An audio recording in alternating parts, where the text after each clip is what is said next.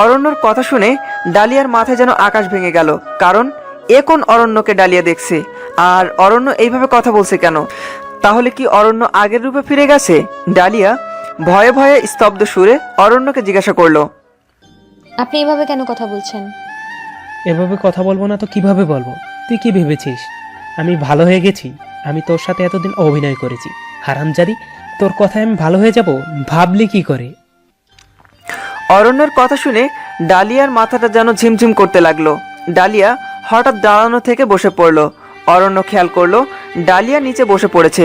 অরণ্য তাড়াতাড়ি ডালিয়ার কাছে গেল আর বলল, ঢালু ঢালু, কি হয়েছে তোমার? আমি তো মজা করছিলাম, আমার কিছু হয়নি।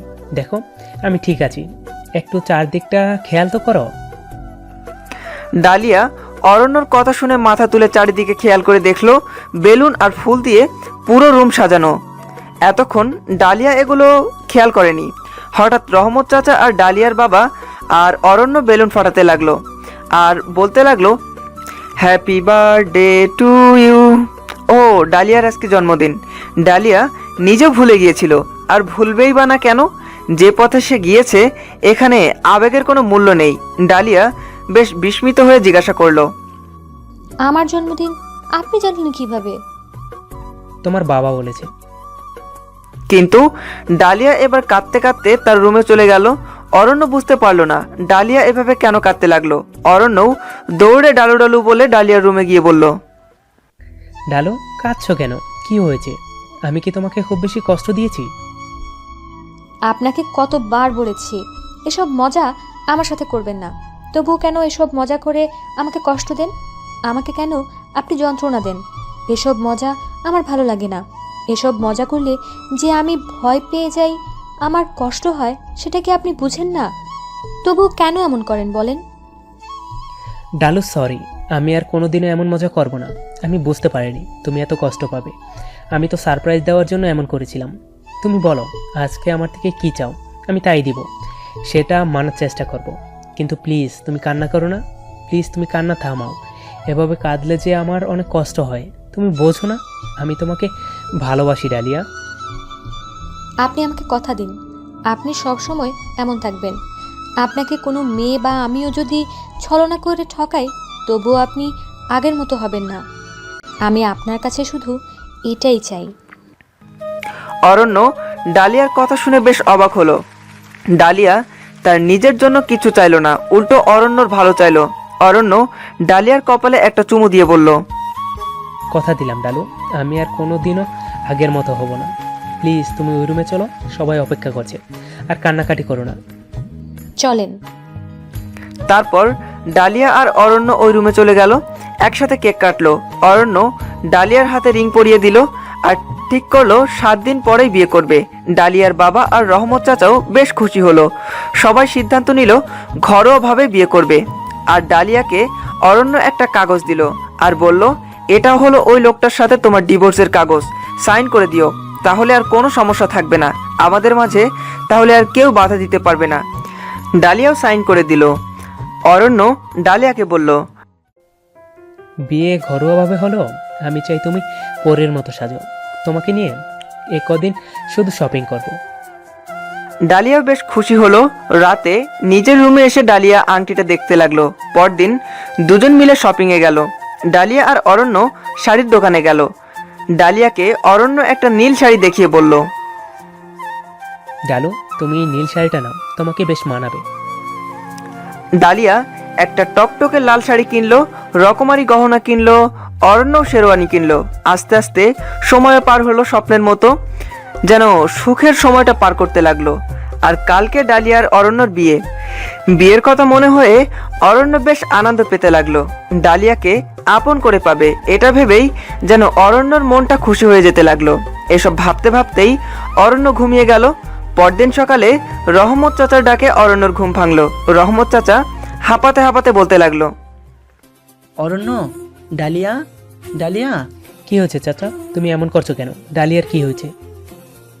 ডালিয়াকে কোথাও পাচ্ছি না, সারা বাড়ি তন্ন তন্ন খুঁজেছি, ডালিয়া কোথাও নেই। এত সকালে কোথায় গেছে? কি বলছো চাচা? হ্যাঁ বাবা, সত্যি বলছি, তুমি এসে দেখে যাও। অরণ্য সারা বাড়ি খুঁজে ডালিয়াকে পেল না। ডালিয়ার রুমে দেখলো ডালিয়া নেই, সাথে ডালিয়ার কিনে দেওয়া শাড়ি আর গহনাগুলোও নেই। হঠাৎ অরণ্য চোখ গেল ডালিয়ার টেবিলের উপর, দেখলো একটা কাগজ গ্লাসের নিচে চাপা দেওয়া।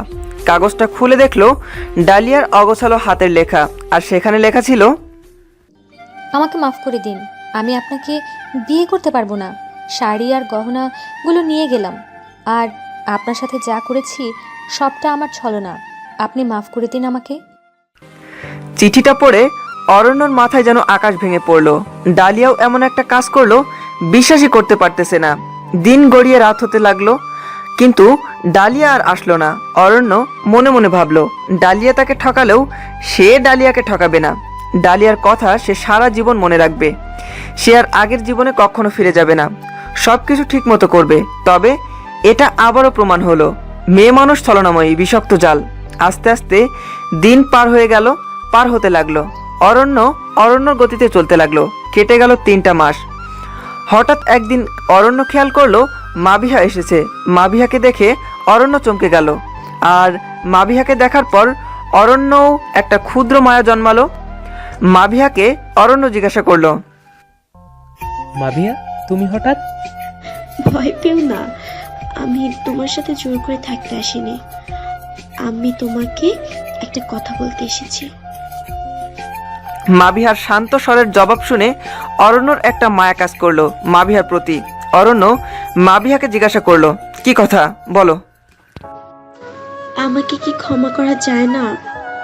একটা সুযোগ কি দেওয়া যায় না? আমি যে অনুতপ্তের আগুনে পুড়তে পুড়তে ছাই হয়ে গেছি।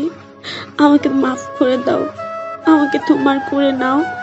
আমার চোখের দিকে তাকিয়ে দেখো, আমার চোখের কোন ছলনা নেই।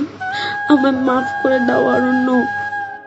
মাবিহা অরণ্যর দিকে একটা হাত বাড়িয়ে দিয়ে অরণ্যর হাতটা ধরে, অরণ্য মাবিহার চোখের দিকে তাকিয়ে দেখলো মাবিহাকে বেশ নিষ্পাপ লাগছে।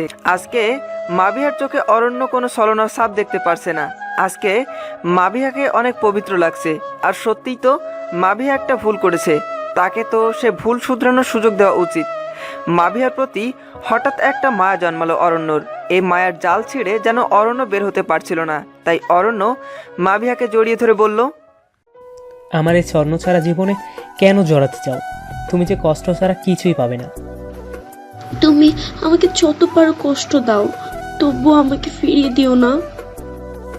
অরণ্য বাবা, মাবিহা যেহেতু ভুল বুঝতে পেরেছে, তাকে ক্ষমা করে দাও।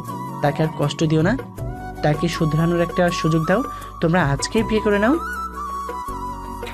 অরণ্য মাবিহার কথা ভেবে রহমত চাচার কথা ফেলতে পারল না। তারপর তারা বিয়ে করে নিল।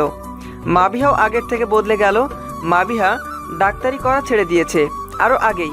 অরণ্য চায় না মাবিহা জব করুক, আর মাবিহাও অরণ্যর বউ বলে পরিচয় দিতে ভালো বোধ করতেছে। মাবিহা বেশ মানিয়ে নিল অরণ্যর সাথে। মাবিহাকে পেয়ে অরণ্য বেশ খুশি ছিল। 1 মাস পর মাবিহা অরণ্যকে বলল, একটা কথা বলার ছিল। কি কথা? তুমি বাবা হতে চলেছ। আমাদের পরিবারে নতুন অতিথি আসছে।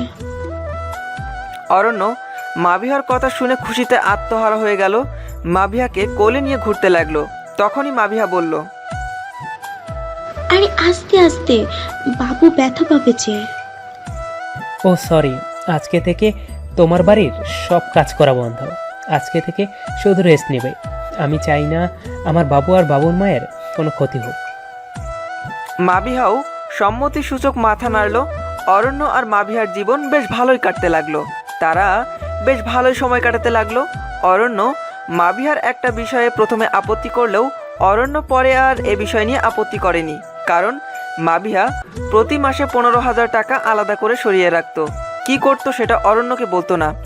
প্রথম অরণ্য জানতে চাইলেও পরে ভাবলো হয়তো সংসারের কোনো কাজে লাগাচ্ছে, আর এজন্যই পরে আর এটা নিয়ে মাবিহাকে কিছু বলেনি।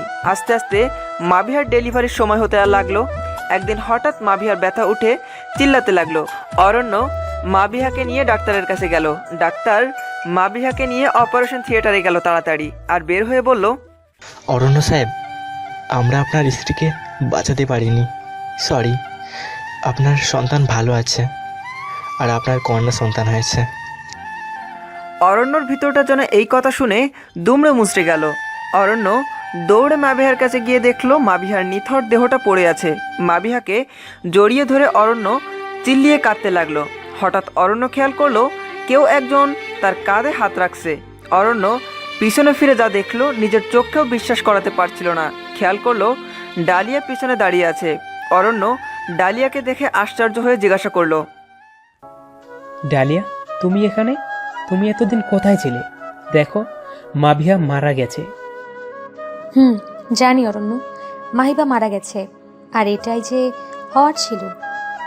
মানে? তাহলে শোনো, সেদিন আমি রিপোর্ট নিয়ে ডাক্তার দেখাতে গিয়েছিলাম। হঠাৎ খেয়াল করলাম মাহিবা ডাক্তারের কাছে গেছে, আর বেশ আচ্ছন্ন মনে ছিল। মাহিবার চেহারাটা দেখি কেন জানি না আমার মনে হচ্ছিল কিছু একটা হয়েছে। আমি দৌড়ে যাই মাহিবা যেখানে ডাক্তার দেখাচ্ছিল সেখানে গেলাম। সেখানে গিয়ে যা শুনলাম নিজের কানকেও বিশ্বাস করতে পারছিলাম না। কারণ জানতে পারলাম মাহিবার বড় একটা রোগ ধরা পড়েছে, আর মাহিবা বাঁচবে মাত্র 2 থেকে 3 বছর। এ কথা শুনে আমি বেশ চমকে গেলাম। পরদিন মাহিবার সাথে যোগাযোগ করলাম। মাহিবা বেশ কষ্ট পাচ্ছিল। নিজের এই রোগের জন্য বারবার নিজেকে দায়ী করছিল। ভাবছিল যে তোমাকে কষ্ট দিয়েছে তাই তার এমন হয়েছে, কিন্তু তার খুব শখ ছিল তোমার ভালোবাসা নিয়ে মরার। আমি মাহিবাকে অনেক করে বললাম, তুমি অরণ্যকে বিয়ে করো, আমি অরণ্যর জীবন থেকে চলে যাব। মাহিবা রাজি হলো না। কিন্তু এদিকে আমি জানতে পারলাম আমি কখনো মা হতে পারবো না। তাই মাহিবাকে বললাম, মাহিবা, আমি অরণ্যকে কখনো বাচ্চা দিতে পারবো না। তুমি ওকে বিয়ে করো আর একটা বাচ্চা নাও। তারপর তোমার কিছু হলে আমি তোমার বাচ্চার দায়ভার নেব। আমি চাই তুমি অরণ্যর ভালোবাসা পাও। প্লিজ না করো না। মাহিবা হতাশ কণ্ঠে বলল। সেদিন আমার জোরাজোরিতে মাহিবা রাজি না হয়ে পারল না। সে রাজি হলো। সে ডাক্তারের কাছে জানতে পারলো এ সময় সে বাচ্চা নিতে পারবে কিনা। ডাক্তার তাকে বলল বাচ্চা নেওয়া যাবে, তবে এতে ঝুঁকি বেশি। হয়তো ডেলিভারির সময় মায়ের অথবা সন্তানের মৃত্যু ঘটবে। মাহিবা এটাই স্থির করলো সে তোমাকে বিয়ে করে বাচ্চা নেবে। কিন্তু আমি তোমার জীবনে থাকলে মাহিবা কখনো তোমাকে পেত না, তাই এত বড় নাটক করেছি। আর আমি যদি তোমাকে এ ঘটনা বলতাম তাহলে তোমার মাহিবার প্রতি শুধু দয়া আসতো, ভালোবাসা না। আমি চেয়েছি মাহিবাকে তুমি ভালোবাসো, চেয়েছি সে তোমার ভালোবাসা পেয়ে মরুক। মাহিবা নিজের ভুল শুধরে নিয়েছিল, আমি চেয়েছি সে তার ভুল শুধরানোর পুরস্কার পাক। তার জন্যই এত বড় নাটক করা। আর মাহিবা 15,000 টাকা নিয়ে আমাকে পাঠাতো আমার খাওয়ার খরচের জন্যে। তুমি 1000 বার জানতে চাইলেও সে বলেনি, আর আমাকেও সে একলা ছাড়েনি, তার বাড়িতে আশ্রয় দিয়েছে। প্রতিদিন কথা হতো আমাদের। আর আজকে যখন মাহিবার পেইন উঠল আমাকেই প্রথম ফোন দিয়েছিল। মাহিবার ডাক্তারকে আগেই বলে দিয়েছিল তোমাকে যেন না জানানো হয়। ডাক্তার তাই করলো। এবার তুমি যা শাস্তি দিবে আমি মেনে নিব। যদি মনে করো আমি আর মাহিবা তোমাকে ঠকিয়েছি তাহলে তুমি যা শাস্তি দিবে তাই মেনে নিব। ডালিয়ার কথা শুনে অরণ্য নিস্তব্ধ হয়ে গেল। কারণ মাবিহা এত বড় একটা রোগ নিয়েছিল, কত যন্ত্রণা না তাকে সহ্য করতে হয়েছে, কিন্তু অরণ্যকে বুঝতে দেয়নি। হাসি মুখে সবসময় কথা বলেছে। আর ডালিয়া নিজের ভালোবাসাটাকে অন্যের হাতে তুলে দিল, সেটাও কাউকে বুঝতে দেয়নি, বরং আরও নিজেকে ছলনাময়ী প্রমাণ করে গেল। সত্যি মেয়েরা ছলনাময়ী। এই ছলনাটা কিছু কিছু মানুষের জীবনে সুখ এনে দেয়, আবার কিছু কিছু মানুষের জীবন শেষ করে দেয়। অরণ্য যেদিন প্রথম ছলনার শিকার হয়েছিল তখন তার জীবন নষ্ট হয়ে গিয়েছিল, আর দ্বিতীয় ছলনা অরণ্যর জীবন পাল্টে দিল। মেয়েরা যেমন ছলনাময়ী বিষাক্ত জাল, তেমনি ছলনাময়ী মায়ার বাঁধন। এই বাঁধন ছিঁড়ে যাওয়ার ক্ষমতা কারণেই। মাবিহার লাশটা অরণ্য জড়িয়ে ধরে বলতে লাগলো, একটা বার তো বলতে পারতে, দুজনে কষ্টটা ভাগ করে নিতাম। তাহলে না বলে চলে গেলে কেন? না বলে কেন ধোকা দিলে? এখন ছলনার মায়ায় আমাকে ফেলে গেলে, যেখান থেকে বেরোতে পারছি না। দেখো তো একবার, আমাদের কন্যা সন্তান হয়েছে, তুমি আরেক মায়ের ছলনা রেখে গেলে। মাবিহা, মাবিহা দেখো, ডালিয়া এসেছে, তুমি তো তাকে কিছু বলো। এই মেয়েটা যে তোমাকে অনেক ভালোবাসে। এদিকে ডালিয়াও কাঁদতে লাগলো। ডালিয়া মাবিহার বাচ্চাটাকে বুকে নিয়ে বলতে লাগলো, তোর 1 মা চলে গিয়েছে, তো কি হয়েছে, আমি আছি তো। তোর মায়েরা যে কষ্টগুলো পেয়েছে তোকে সে সব কষ্ট থেকে আগলে রাখবো মা। তোর কাছে কোনো কষ্ট আসতে দিব না। তোমার বাচ্চার মা হিসেবে কি আমাকে গ্রহণ করবে? তুমি ছাড়া আমার মেয়েকে কে দেখবে বলো? মাবিহা তো আমার মেয়ের ভার অনেক আগেই তোমাকে দিয়ে গেছে। এত বড় ছলনা করেছে যে এ ছলনার মায়া থেকে বের হতে পারবো না। ডালিয়া আর অরণ্য কাঁদতে লাগলো। মাবিহাকে তারা কবর দিল। কিছুদিন পর অরণ্য ডালিয়াকে বিয়ে করে নিল, আর ডালিয়াও তার ভালোবাসা ফিরে পেল। অরণ্য আর ডালিয়া সুখে সংসার করতে লাগলো। সেদিনের ঘটনার পর ডালু আর অরুর জীবনটা পাল্টে গেল। ডালিয়া এখন সুবিধাবঞ্চিত নারীদের নিয়ে একটা সংগঠন খুলছে। সেখানে সুবিধাবঞ্চিত বিভিন্ন নারীদেরকে কাজের ব্যবস্থা করে দিয়েছে, আর পতিতা পল্লীর যেসব মেয়েদের জোর করে জিম্মি করে রাখা হয়েছিল তাদেরও উদ্ধার করে কাজের ব্যবস্থা করে দিয়েছিল। ডালিয়ার বেশ সময় পার হয়ে যাচ্ছে বাচ্চা, সংসার আর এইসব সামাজিক কাজ নিয়ে। আর ডালিয়া আর অরণ্যর মেয়ের নাম রেখেছে মালিয়া। মাবিহা নামের প্রথম অক্ষর মো আর ডালিয়া নামের শেষ অক্ষর লিয়ার সমন্বয়ে। মাবিহাও এই নামটা ডালিয়াকে বলেছিল যদি তাদের মেয়ে হয় যেন এই নামটা রাখা হয়। অরণ্য ডালিয়ার মোড় পাল্টে গিয়ে তারা সুখে সংসার করতে লাগলো।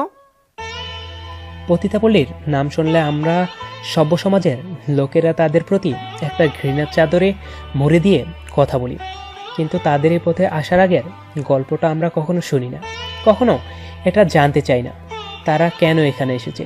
তাদের এখানে আসার যে হাজারটা কারণ, হাজারটা গল্প কাহিনী থাকে, তা আমরা না জেনেই তাদের নিকৃষ্ট বলতে আমাদের সভ্য সমাজের মুখ আটকায় না। একটু সহানুভূতি আর ভালোবাসা পেলে যে তারাও কারো কারো জীবনের মোড় বদলে দিতে পারে তা আমরা বুঝি না। গল্পে ডালিয়ার মতো হাজার নায়িকা সমাজে থাকলেও অরণ্যের মতো নায়ক বেশ অভাব। আশা করি শেষে সবাই খুশি।